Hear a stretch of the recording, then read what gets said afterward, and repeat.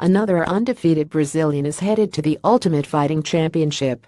According to a Monday report by Brazilian outlet Psicóticos por Vale Tudo, peditra Priscila Cachoeira will make her UFC debut later this year when she takes on American Lauren Murphy at the Ultimate Fighter 26 finale. The TUF 26 rap event is scheduled for December 1 at the Park Theater in Las Vegas. A Brazilian weightlifter training out of Paraná Vale Tudo, the largest women's fight team in Brazil and home of Invicta Fighting Championships titleist Jennifer Maia, and former UFC title challenger Jessica Andrade Cachoeira has an undefeated 8-fight winning streak to begin her career, with half of them by knockout.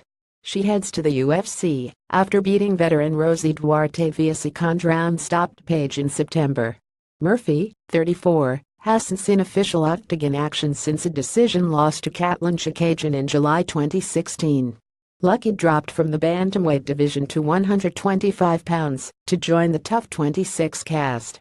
After being installed as the number 3 seed in the flyweight title tournament, Murphy was upset by number 15 Nico Montano via unanimous decision in the opening round of 16.